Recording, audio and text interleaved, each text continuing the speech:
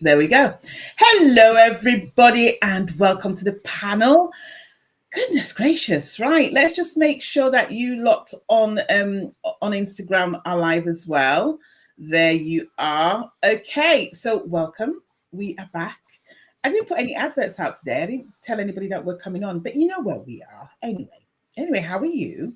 I want to welcome Debbie, who is our guest co-host today. Hi, Debbie. Hello, how are you? I'm good. Do you want to tell everybody what you do? Yeah, so I am a speaker coach. So I work with women who are, I call it quietly brilliant. So they've done what they need to do. They've got fantastic businesses, but they're not very well known. They're not very well positioned in their industry. So I help people to get positioned, get branded, not necessarily speaking on a stage. Sometimes can be speaking up in a boardroom, can be just speaking at a networking event, but really just being able to say who they are and be recognized for what they've done, because I think women are very overlooked. Amazing. Well, welcome. It's great to have you here.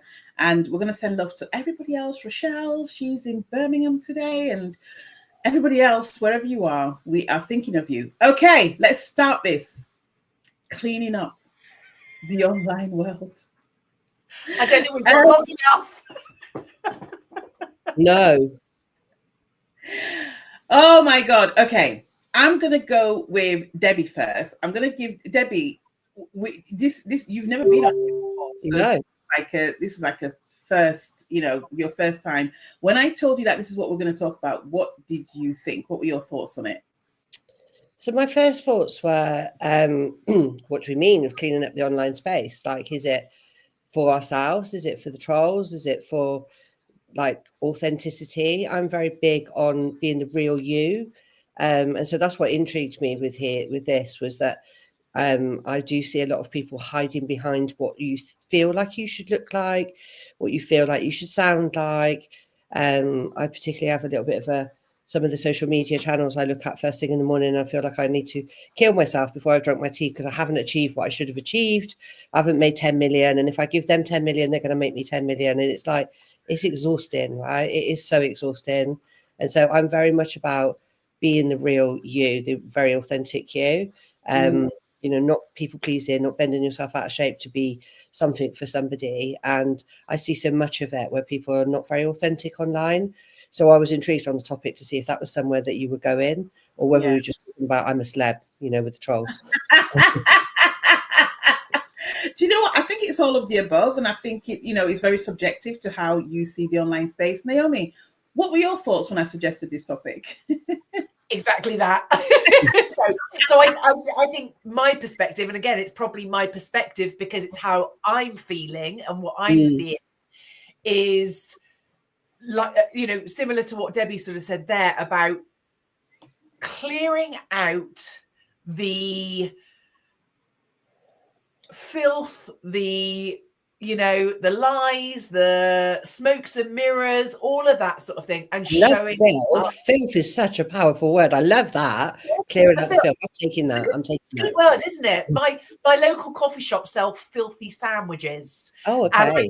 And I just think I know it's such a great filthy, because it does feel like there's a lot of filth around, and it's and I think if I look at the last few months, how I have stepped back, and it might not look like I have because I'm still visible online and everything else, but I have made a very conscious effort and a very intentional decision to step away from certain things, certain circles, certain, whatever it might be, because it's not a place that I want to spend and use my valuable energy. So yeah, I think I perceived it as how I'm feeling about the online space.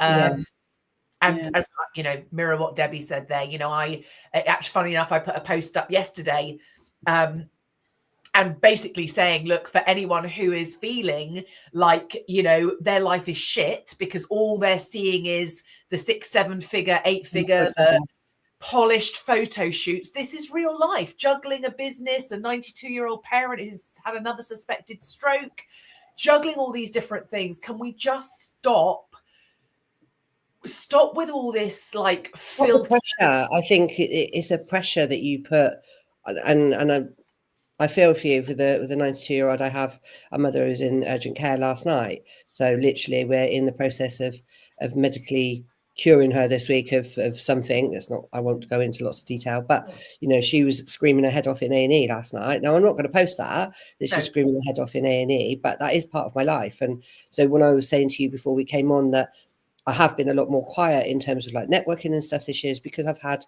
other stuff going on in my life. And so I don't want to use that as so I've noticed that there is a lot of online coaches that use their frailty, if you like, or they're using this, or, you know, this is happening with my family. And I did put one message out. I think it was on her birthday and she was in hospital, and I was so uncomfortable with it.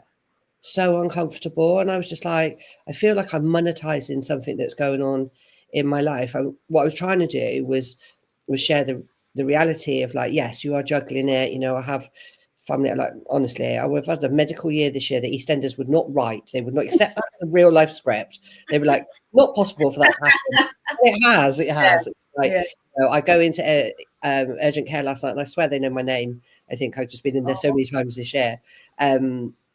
And I know all the parking spaces and stuff like that. But, you know, the reality is that is what's happening with us. You know, we are women of a certain generation. I think I'm a little bit older than you guys, but we are that sandwich generation. We've got a family, we've got elderly parents. We're trying to run businesses at the same time. And the intensity of that and the BS that I see online of going, come on, guys, we know who's struggling. We know that you're using this stuff to leverage. Just stop it. You know, just stop it and own up and go, it is tough to juggle everything. You know, it is tough. And we do it, and we're spectacular. And that kind of, I suppose, goes back to the quietly brilliant I was talking about earlier on, is that we do it and we don't even make a fuss about it. Imagine if a guy did what we did, you know, run the family, run the business, done the stuff. Oh my God, there'd be a billboard in Times Square with it on.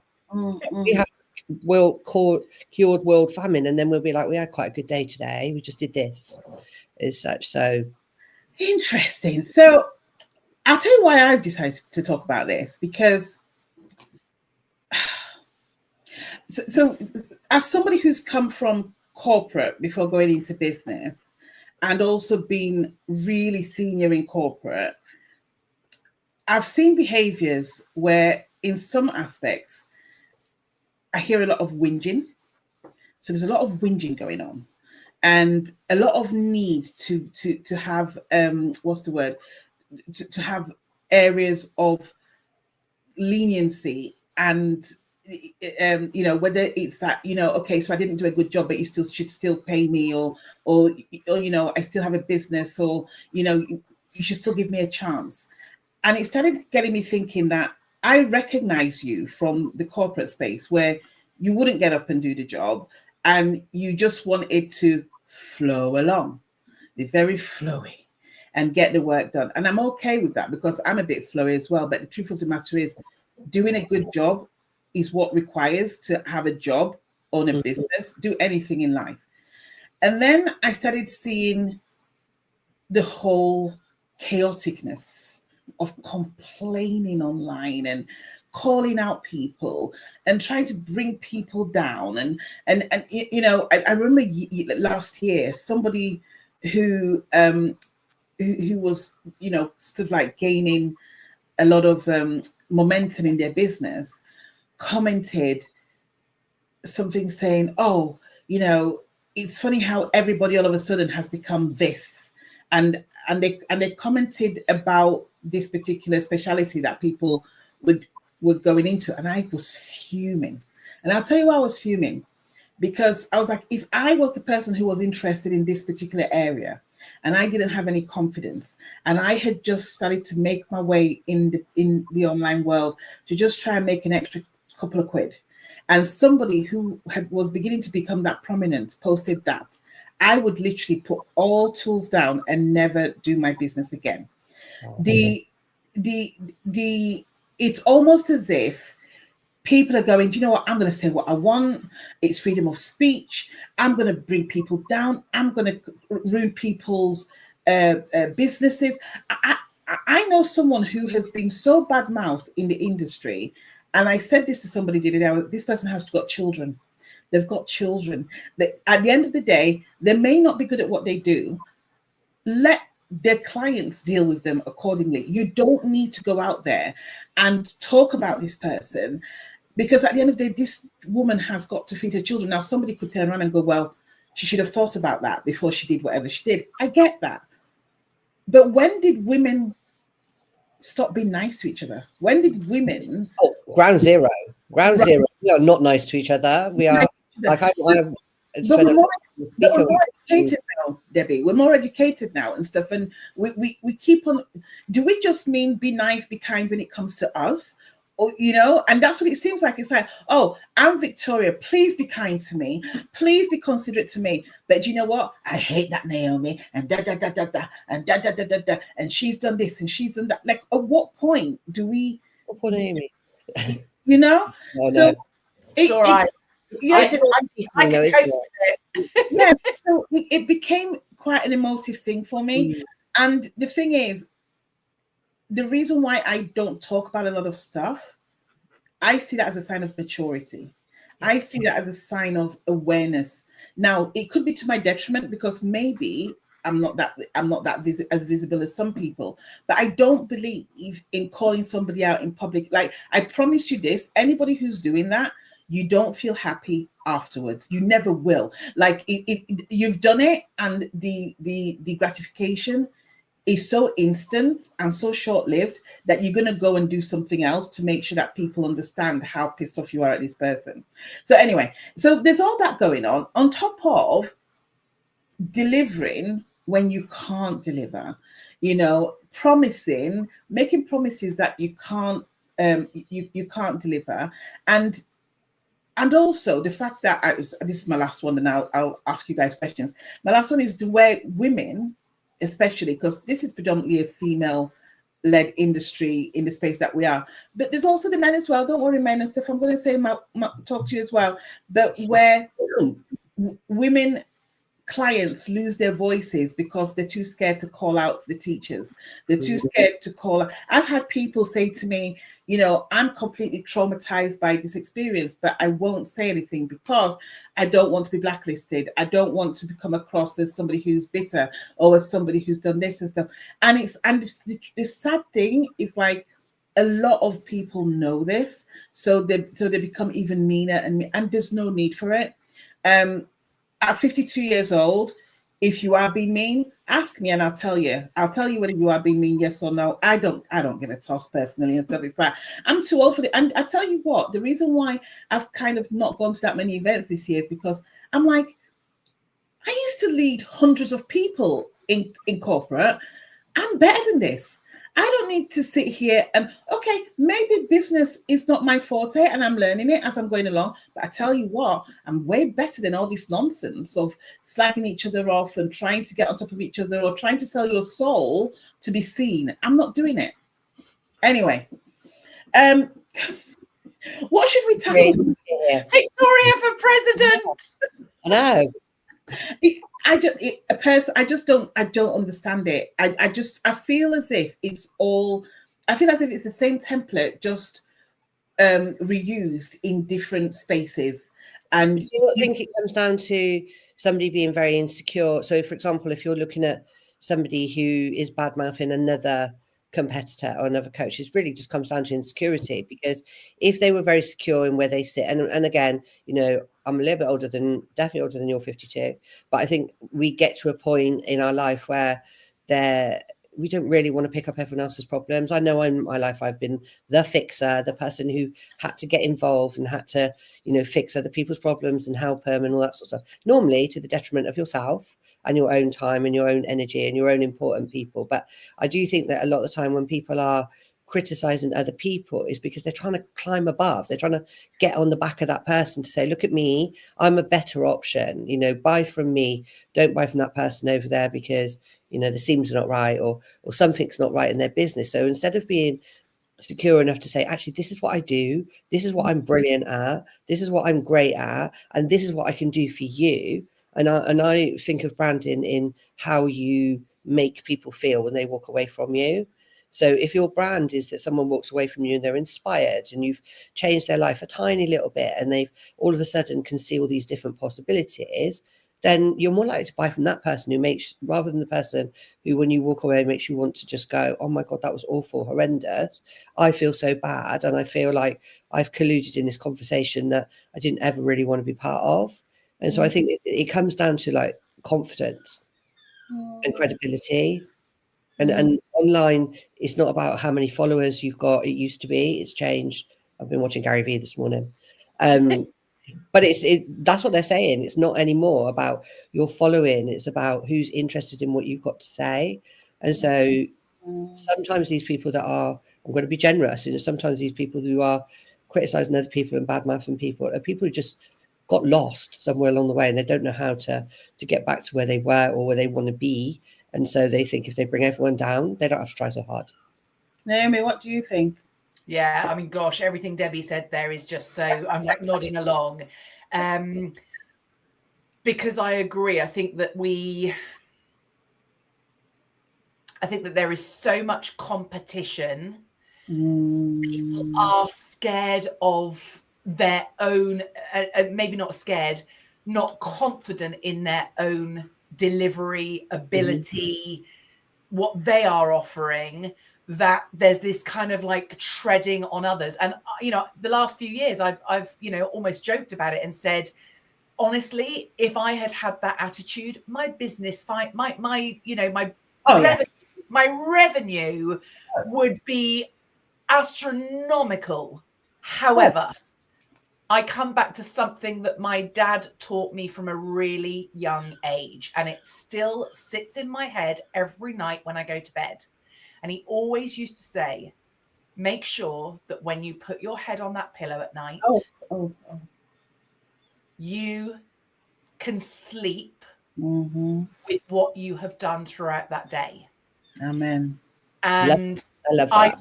I look at the over promising and the under delivery that I have experienced myself this year, and what I give my clients, and the contrast is, I mean, ridiculous. And I know that every night when I go to bed, I feel because I know that, regardless of what's going on, the shitstorm, the everything that's being navigated, everything else, I know that I do an exceptional job at everything that I do. I'm not perfect. I don't wish to be. Are my systems a little bit rocky? Yes. But do I over deliver with my clients? 100%. And I think, sadly, what I have seen this year is that there is too much bare minimum out there. And it's no wonder that we are now in what they're calling a trust. What's the word I'm looking for? Menopause. Sorry. You're in a trust recession. Right. Because people have been overpromised to. And listen, I know we talk about it in the online space. I very much doubt it's not like it in the world in general. I just think the online space is so exposed, not even visible. It's so exposed. I mean, somebody only has to put a comment up or comment on you, or and I saw it just 2 weeks ago where somebody put up a post and said, hey, I'm thinking about going to this event. I want to know your honest thoughts. Oh my God. I mean, literally, I was like, really? And the comments underneath and everything else. But listen, are people being honest? However, again, one person's experience is different to somebody else's. Somebody messaged me the other day. They said, oh my God, I've seen you're working with this coach. Can I ask you? And I said, you can absolutely ask me what my experience is. Am I going to recommend that coach? No. I do not recommend programs anymore, coaches anymore, courses anymore, because my experience is different to yours. Yeah. And I see so many people slagging off programs, coaches, and I know some of these people, and I know that they're not doing the work. They think that's the biggest thing, isn't it? Like 80% don't actually do the work. I had a speaker membership last year, and it was a very small one. It was very low key, and all the opportunities that I had to go on podcasts, to get in magazines, all the stuff that I found and went and sourced myself for free, I put in the group, and nobody did anything.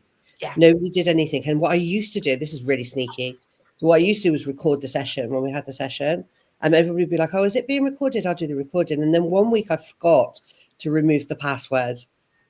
So normally I just go and remove the password. And one week I forgot, and no one asked me for the password. So the next week I did the same thing, sent it out without the password, and no one asked me for the password. So I never removed the password. So I know exactly who was watching and who wasn't watching.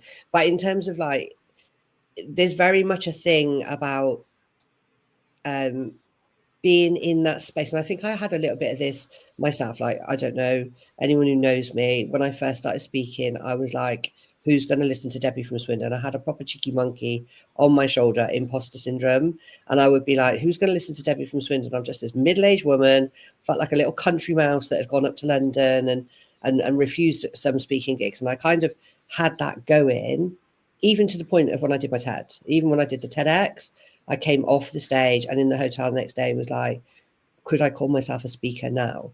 I had this kind of like, and then I was like, Deb, what else do you want? You know, what else do you want to be able to validate yourself, to be able to go, I'm actually in that identity of the person that I want to be. But I think there's a lot of people that aren't sitting, they're waiting for something to happen. They're waiting for, and a lot of programs do, they're waiting to be picked. They're waiting for someone to see something special in them. They're waiting for someone to recognize them. So when the people say that, they go and buy those courses because that person's seen something in me and they're going to make me be that person. But the reality is they have to like step into the identity of the person they want to be, and they don't feel ready. And I saw that this year when I'm organising a TEDx event here in Swindon next year, and there was a couple of people that had been asked to speak by the licensee, and they didn't accept it. Now I know people who've applied 300 times for a TEDx, so for them, oh my god! But these people were like, "Oh, I'm not ready for it." Yeah, let me just go back to that's really relevant, Debbie, and stuff. And it's interesting how we're moving around, and I'm loving the dance around the different experiences that we're having. I just want to finish with Naomi as well and stuff, because you were talking about sort of like the opinion of events and stuff, and sort of like the fact that you decided not to recommend anyone anymore. It's like, this is my experience, but go try it out for yourself. I'm just wondering, what's been the reaction to that and stuff? Have people wanted more from you when you're saying, do you know what, I'm not going to say yes or no? What's been the reaction to that? Yeah, it's really interesting you should ask that, because actually it's literally just happened in the last 2 days. And I left this person a voice note and I said, this is my experience, but listen, I'm not recommending. And they actually said back to me, do you know what? So like almost a little bit shocked, like that I would be so kind of level about it and say, I'm not recommending, I'm not this. And they actually kind of said, yeah, you know what, you're right. Everybody's experience is different of something. And I have learnt my lesson, because I've been in coaching programs where I've been excelling, and, everybody obviously sees you in that program as the person that they're kind of like tagging, recommending, oh, watch this person, what they're doing, which is obviously very flattering and lovely when you're excelling in something.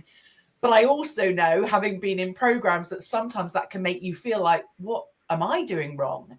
Now, sometimes it is because you're not taking the action, but the reception from when I have said that to people, Vic, has been really, really positive. Like, actually, as in, really admire you for being honest. I'm not saying, I'm never slagging off. I'm never saying, oh my God, I wouldn't do it again, even if it's a program that I didn't get my investment back from.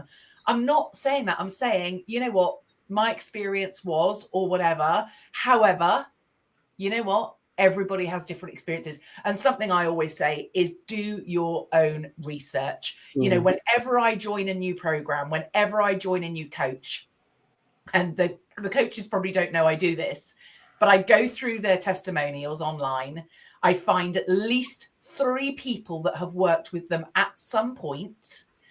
And I voice note those 3 people, and I say to them, I want to know, if you don't mind, your experience of working in this program, on this course, with this coach. And I don't take it as gospel. I take it as giving me some data and information to make my own informed decision. Because we've all seen it, where you go to an event and of course they put their top, their top attendees, their top mentees, on a panel, and you're hearing them talk. And then what you discover is that actually that's 1% of that program. And probably, I remember my first coaching program in 2019. To make that program look incredible, what those people were doing, those coaches were doing, was investing all their time in the top 1% to get like 5 key people getting incredible results.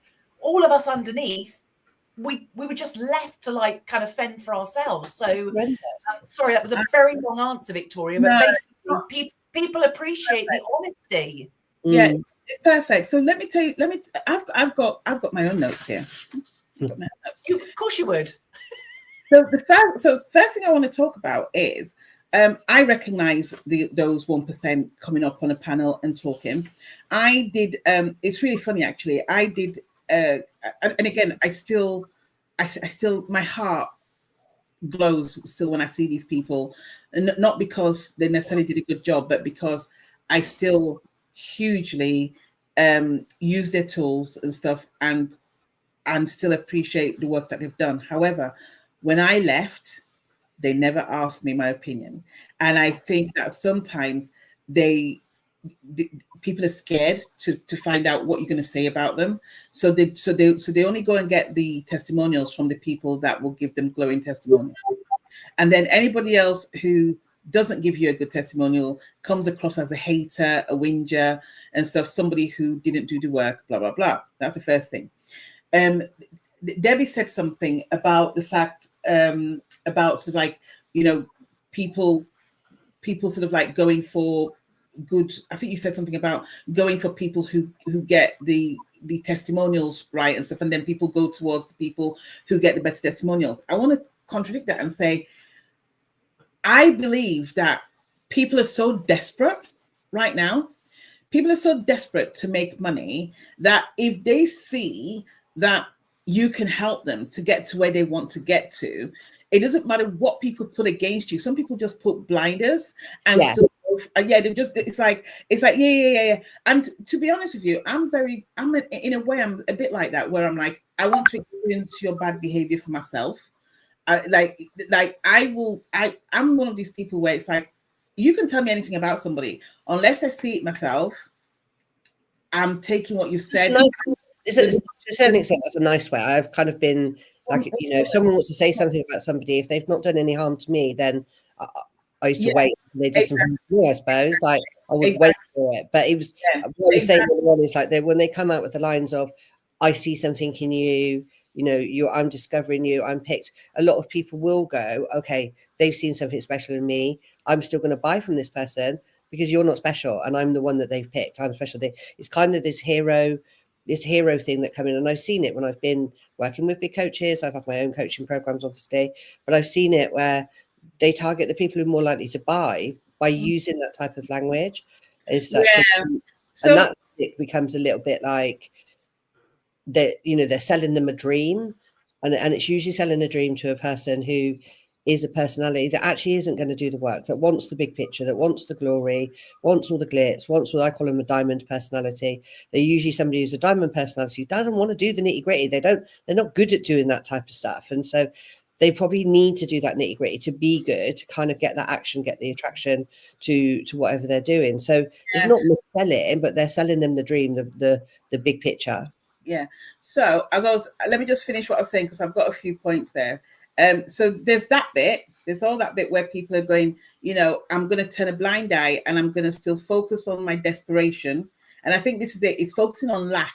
That's what I call it in my language. It's focusing on lack. It's like, oh, if I don't follow this person, if I don't work with this person, I'm not going to make it. I promise you, do your homework. You'll find that there's some really good, low-key people who can really help you to get to your results and stuff. Like, don't always go for the shiny objects.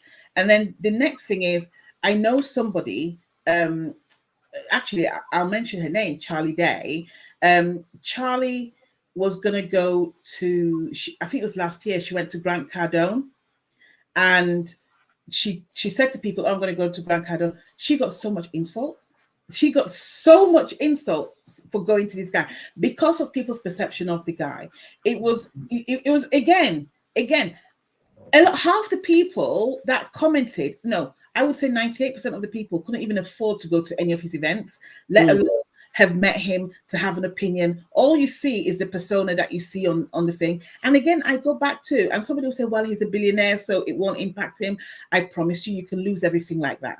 Like, it's like, don't assume that just because you've made millions or multi-millions or billions, that you can't lose it. There's several stories of people losing that. This guy has got children. Before you want to sort of like start slagging people off, so it's like, get your facts right. Like, is it true? And even if it is true, I promise you, you wouldn't be saying it online. And then lastly, I was listening to Stephen Bartlett yesterday, and you know, I'm hosting an in-person event on the 29th of January, and it's sort of Black Friday offer which is coming out, and I talk about, and in there we're going to be talking about risks and issues, everything around project managing your life and everything else moving forward.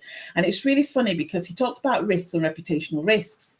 He talked about being on a flight, and he told his team that he was sat next to the guy that talks about food, like I can't remember the. Oh, Victoria has frozen.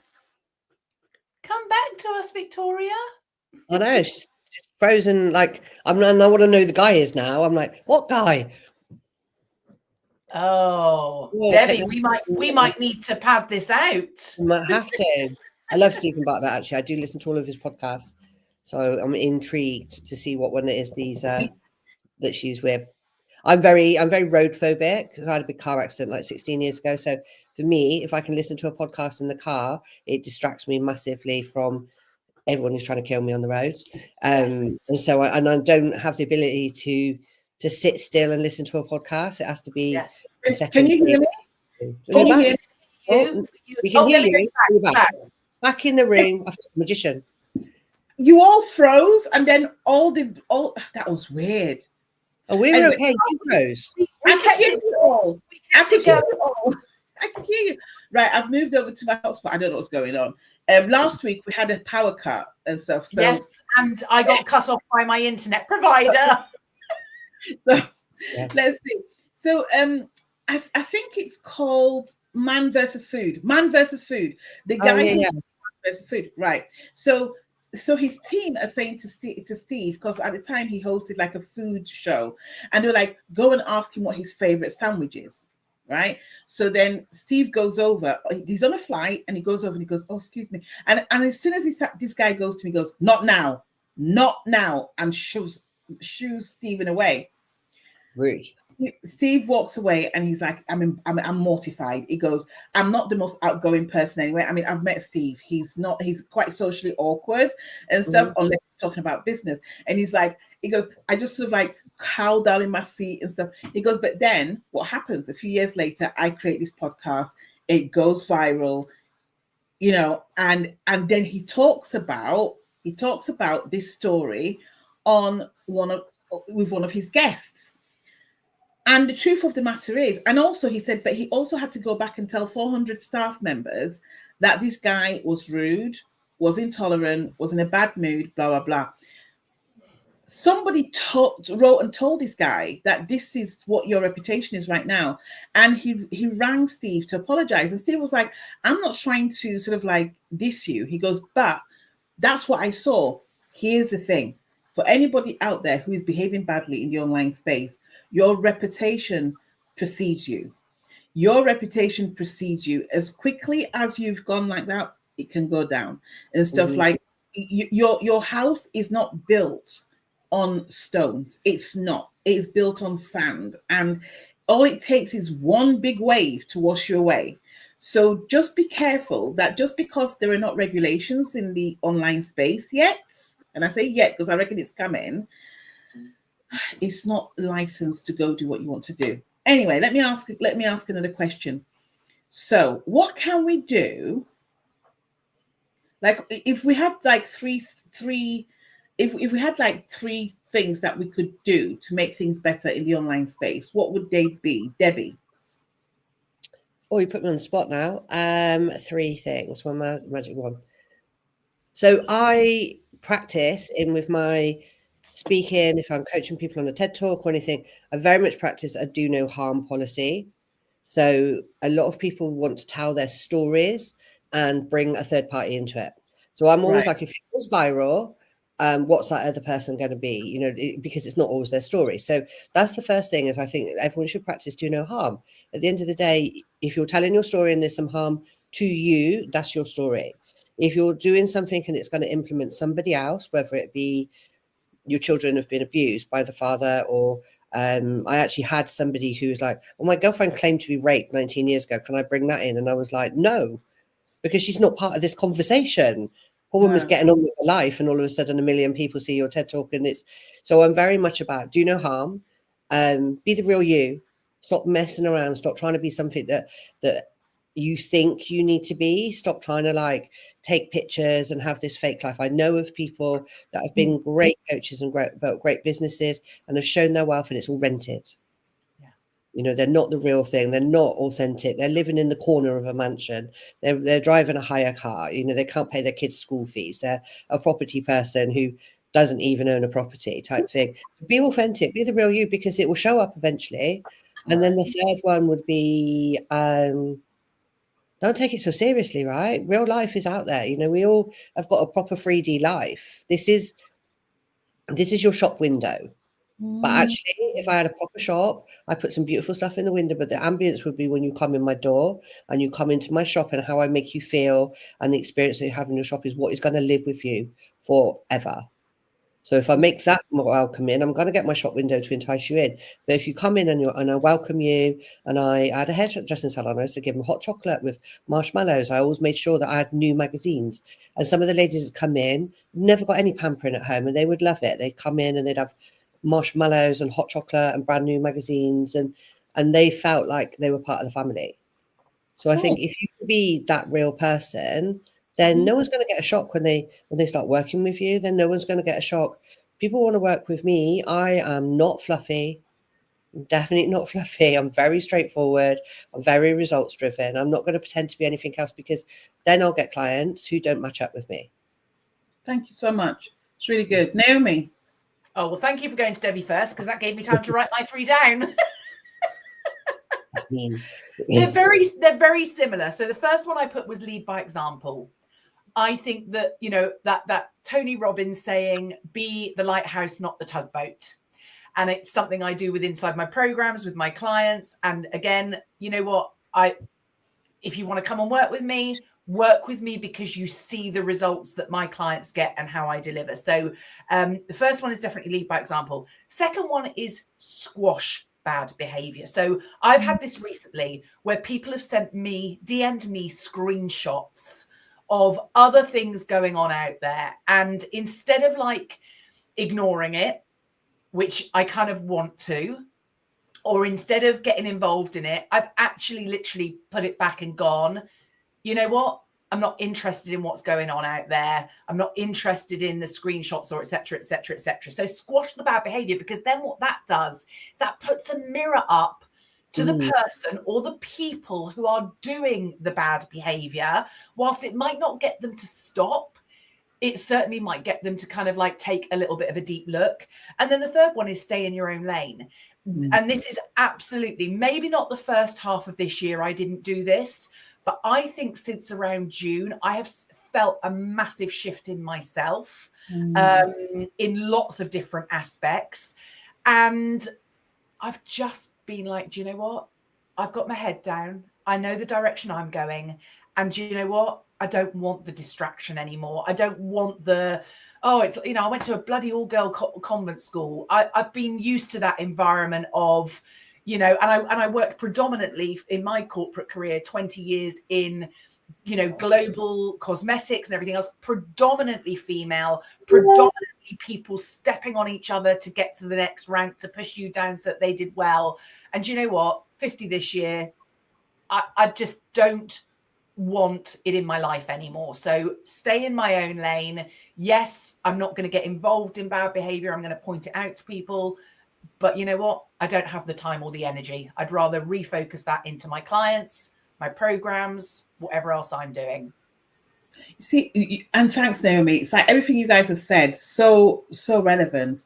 So for me, I'd say, and I just want to go to the bit where people are screenshotting stuff and sharing it everywhere else. By the way, if you're doing stuff and you think nobody's seeing it, I promise you, I can guarantee you that people are seeing it. That's the first thing.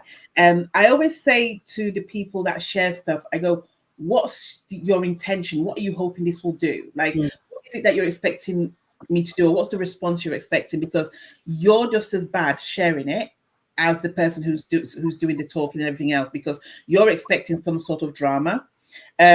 Naomi talks about, energy and stuff. It's like if you're focusing your energy on being mean to everybody else, or being what's the word, selectively mean and chasing the chaos, imagine how much good you can do on the earth. I don't want people to be perfect. I think the world would be boring if you're perfect. I think the world would be boring if everybody was a goody two shoes and what have you. But use your discernment and be the most interesting person in the room without having to be cruel and chaotic. So I also want to say, and this isn't the right word, so maybe you guys will know the right word, but admitting that you are wrong is one of your greatest currencies at the moment, because everybody can turn around. Everybody can say, do you know what? Okay, I messed up. This was a behavior that didn't serve me. I'm going to change. What I'm seeing is people who are defending their honor to the point where they'd rather die on the sword. And I'm like, let it go. Yeah. Let it go and just do better. You don't need to defend everything that's coming up at the moment. Like, just let it go. And that's why a lot of people have had second chances. I mean, Tony Robbins has had stuff written about him. I can go on for ages and stuff, but the fact of the matter is, just admit that, okay, fair enough, I screwed up, and just do better. You don't even need to admit it, just do better. Like, people will notice that you're making changes without you even having to say something. So I'd say owning up is really be human, isn't it? Be human. Yeah, but also I want to say this as well. I don't know what that says, but I also want to say, if understand. So, what's his name? John DeMartini said this to me once. I almost hit him. I went to him and I was whinging. I was like, oh God, and so and so's done this, and so and so's done that, and oh God. And he said, so where in your life are you being that person? I was like, what do you mean? Me? What do you mean?